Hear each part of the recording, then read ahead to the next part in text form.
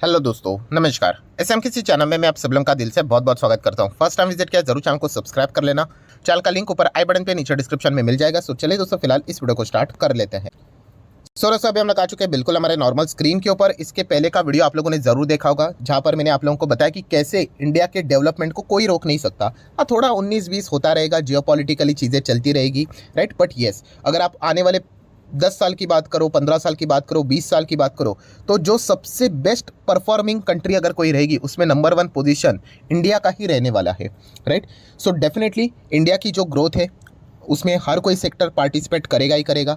And उसी चीज़ को अगर पकड़कर हम लोग कुछ शेयर्स को स्टडी करने की कोशिश करें, देखिए हर एक सेक्टर पार्टिसिपेट करने वाला है, ऐसी बात नहीं है कि सिर्फ एक दो ही सेक्टर पार्टिसिपेट करेंगे, बिल्कुल भी नहीं। अगर आपको बहुत आगे जाना है, अगर आपको दुनिया की तीसरी सबसे बड़ी अर्थव्यवस्था बनना है, सो हर एक सेक्टर ने अपना अपना काम करना इंपॉर्टेंट होता है। जैसे कि अगर आपको वर्ल्ड कप मारना है तो डेफिनेटली ऐसा नहीं हो सकता कि आपकी सिर्फ बैटिंग अच्छी होनी चाहिए या फिर आपकी सिर्फ बॉलिंग अच्छी होनी चाहिए, राइट। सब कुछ अच्छा होना चाहिए, बैटिंग, बॉलिंग, फील्डिंग, हर चीज़ में।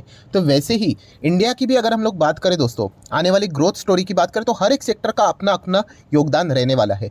पर येस, एक ऐसा सेक्टर है दोस्तों जो कि हम कह सकते हैं कि उसका कॉन्ट्रीब्यूशन सबसे ज़्यादा हो सकता है। एंड वो सेक्टर को हम लोग बिल्कुल डिनाई नहीं कर सकते, बिकॉज उसके बिना आगे बढ़ना बहुत ही मुश्किल होने वाला है, राइट। जैसे कि अगर हम लोग बात करें कौन से सेक्टर की मैं बात कर रहा हूँ, तो इंफ्रा सेक्टर की मैं बात कर रहा हूँ। Yes, infrastructure. सो दोस्तों, ये जो सेक्टर है आप सभी लोग चाहो तो चेक कर सकते हो, जितने भी डेवलप नेशन है, कंट्रीज है, उनका इंफ्रास्ट्रक्चर बहुत ही फैंटास्टिक है। इंफ्रास्ट्रक्चर में क्या क्या आता है कि आपके रोड एकदम फैंटास्टिक होने चाहिए, उसी के साथ साथ ब्रिज फैंटास्टिक होने चाहिए। मतलब बेसिकली एक जगह से दूसरे जगह अगर आपको जाना है, point A to point B, one city to another city, one state to another state, उसके बीच में मान लीजिए कि सड़क ही खराब है, तो आप समझ सकते हो ना कि 2 घंटे का रास्ता आपको 4 घंटे में पड़ जाएगा। और इतना स्लो अगर होना लग गया तो डेवलपमेंट कैसी होगी। तो इसीलिए सरकार को भी पता है कि अगर हमें आगे बढ़ना है तो इंफ्रा के ऊपर बहुत ज़्यादा खर्चा करना पड़ेगा और इसको सुधारना पड़ेगा।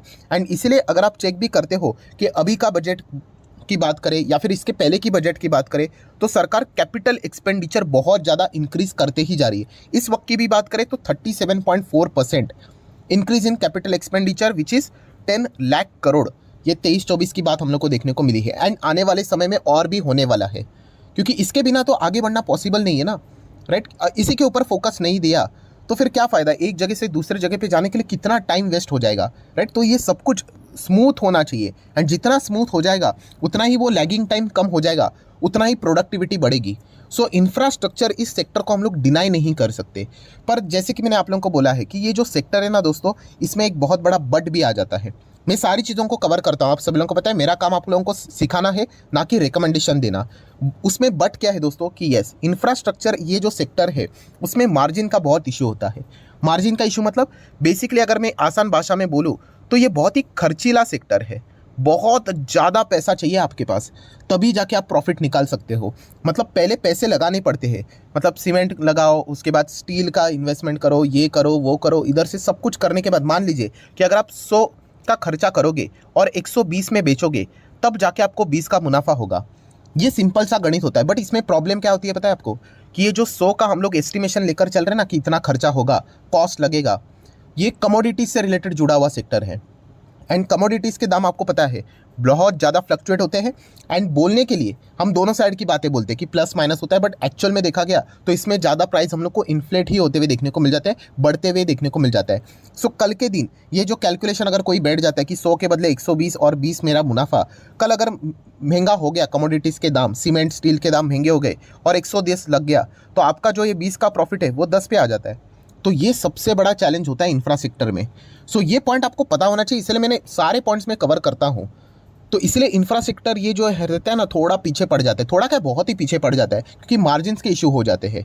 सो ये पॉइंट आपको पता होना चाहिए। ऐसा नहीं कि ब्लाइंडली जाके बस मैंने निवेश कर दिया और बाद में आपको ये दिक्कतें आ सकती है। तो इसलिए ये प्रॉब्लम भी मैं आपको पहले से ही बता रहा हूँ।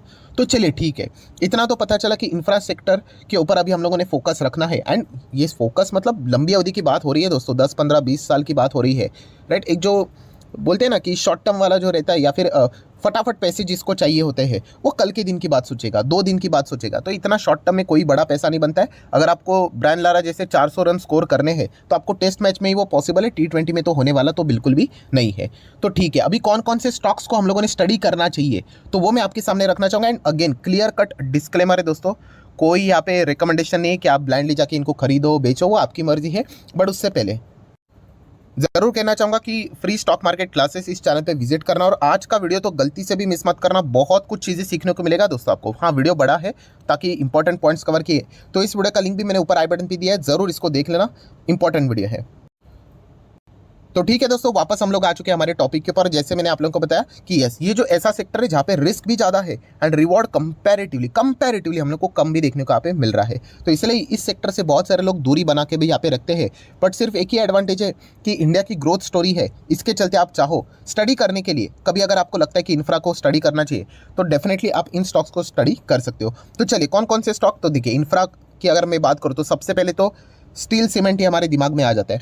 सो सीमेंट सेक्टर में देखा गया तो आपको पता ही है भयंकर कंपटीशन है एंड बहुत सारी चीज़ें भी गलत चलती रहती है, cartelization and all that. But फिर भी अगर आपको इंटरेस्ट ही है कि सर हमें जाना ही है तो कौन सा स्टॉक, तो मल्टीपल टाइम्स बोल चुका हूँ, आदित्य बिरला ग्रुप का ज़बरदस्त कंपनी, राइट, अल्ट्राटेक सीमेंट, इस कंपनी को आप चाहो तो स्टडी कर सकते हो। इसके अगर हम लोग 5 साल की स्टोरी देखेंगे, कितने रिटर्न है, 77% की रिटर्न। क्यों? क्योंकि जैसे मैंने कहा कि सेक्टर ही स्लो है, लो मार्जिन बनते हैं, बट स्टिल 5 साल में 77% स्टिल देखा गया तो इतने भी बुरे नहीं है अगर आप इनके कॉम्पिटिटर को कंपेयर करोगे तो सीमेंट के लिए चाहो तो इसको स्टडी कर सकते हो।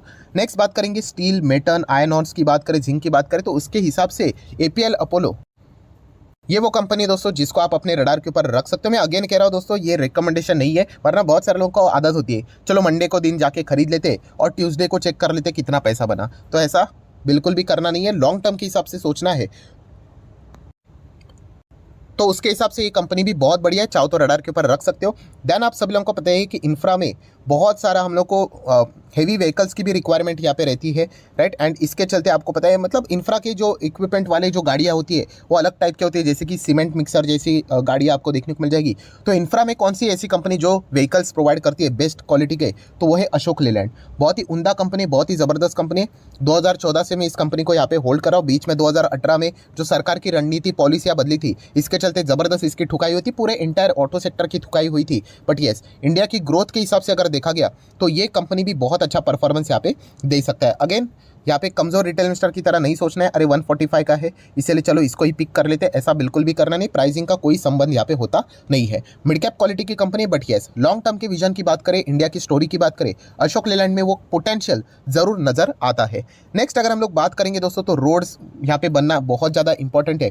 एंड इसके चलते अगर देखा गया इंजीनियरिंग से रिलेटेड तो HG इंफ्रा इंजीनियरिंग ये एक बहुत ही छोटी कंपनी है। मतलब सेक्टर सबसे पहले रिस्की, उसके ऊपर से ये कंपनी और भी ज़्यादा रिस्की, मतलब स्मॉल कैप कंपनी है। अभी HG इंफ्रा की अगर मैं बात करूँ तो इसके पहले भी मैं वीडियो यहाँ पे बना चुका हूँ, इससे रिलेटेड मैंने स्टडी करने के लिए आपको कहा था। अगेन एंड अगेन मैं मल्टीपल टाइम आपको ये याद दिलाना चाहूँगा, कोई रिकमेंडेशन नहीं है। एंड हमेशा ऐसे रिस्की कंपनी में आपको पता ही है हम कौन सा फॉर्मूला फॉलो करते हैं, SQSA वाला फॉर्मूला, मतलब स्मॉल क्वांटिटी के साथ जाओ या फिर स्मॉल अमाउंट लगाओ अगर आप इंटरेस्टेड हो तो, क्योंकि इनमें रिस्क बहुत है ना। हाँ, अगर ये कंसिस्टेंटली अच्छा करने लग गए, नंबर्स इनके अच्छे आने लग गए तो डेफिनेटली हमें आगे भी यहाँ पे बढ़ने का विचार करना चाहिए। सो इस कंपनी के नंबर भी अच्छे हैं, कंपनी को कॉन्ट्रैक्ट्स भी अच्छे मिल रहे हैं एंड जो कंपनी का ओवरऑल अभी तक का जो परफॉर्मेंस है वो भी हम लोग को बढ़िया देखने को मिला है। सो लॉन्ग टर्म के हिसाब से बहुत रिस्की है। मैं अगेन कहना चाहूँगा 20-30-40% ईजिली इसमें वाइप आउट हो सकता है, नीचे आ सकता है। तो ऐसी हर एक छोटी छोटी बातें आप लोगों को यहाँ पे पता होनी चाहिए। देन अगर इंफ्रा की बात करें तो दोस्तों तो डेफिनेटली इसमें रेलवे भी हम लोग को देखने को मिल जाता है। रेल इंफ्रा के ऊपर भी आप फोकस रख सकते हो, जिसमें पॉपुलर कंपनी RVNL है। देन देखा गया तो आर्कॉन इंटरनेशनल जैसी कंपनियां हैं। देन देखा गया तो IRFC, जो कि इन्हीं को, ये तो इंफ्रा वाली कंपनी नहीं बट येस रेलवे कंपनीज जो भी प्रोजेक्ट्स डेवलप करेगी यहाँ पे, तो इससे रिलेटेड फाइनेंस की जरूरत पड़ेगी तो IRFC जैसी कंपनीज की ही यहाँ पे ज़रूरत पड़ेगी। तो इनके ऊपर भी आप लोगों का फोकस यहाँ पे रहना चाहिए। देन अगर देखा गया तो कुछ अदर कंपनीज भी आपके सामने रखना चाहूँगा। अदर मतलब ये थोड़े से मतलब बहुत ही स्लो चलता है, उसमें से एक है लार्सन एंड टुब्रो। डेफिनेटली ये इंफ्रा का किंग है, बट येस ये बहुत स्लो चलता है। 5 साल में रिटर्न देखिए 66% रिटर्न, अभी बहुत सारे लोग क्या करेंगे, ब्लाइंडली जाके निवेश करेंगे और बाद में बोलेंगे हम तो ट्रैप हो गए करके। तो ऐसा बिल्कुल भी नहीं है दोस्तों, ये कंपनी है फैंटास्टिक बट स्लो चलती है। हाँ डेफिनेटली मेरे पास भी ये कंपनी, छोटा सा ही हिस्सा है, ज़्यादा नहीं, बट येस बहुत अच्छे खासे प्रॉफिट इस कंपनी ने कमा के हमें यहाँ पे दिए हैं। देन अगर हम लोग बात करें तो अगर आप चाहो तो ग्रिंडवेल नॉर्टन जैसे एब्रेसिव में भी काम करने वाली कंपनीज को भी अपने रडार के ऊपर यहाँ पे रख सकते हो। तो बेसिकली दोस्तों ओवरऑल कंक्लूजन क्या है कि इंफ्रास्ट्रक्चर ये जो सेक्टर है आने वाले समय में इंडिया अगर बढ़ेगा तो मतलब ये वाला पॉइंट याद रखना। चलो इंडिया का आय अगर हम लोग यहाँ पे बात करें एंड इंफ्रास्ट्रक्चर का आय, ये दोनों एक साथ हम लोग को ग्रो होते हुए देखने को मिलेंगे। सो इसके लिए अगर आपको स्टडी करना है तो इन स्टॉक्स को आप चाहो तो स्टडी यहाँ पे कर सकते हो।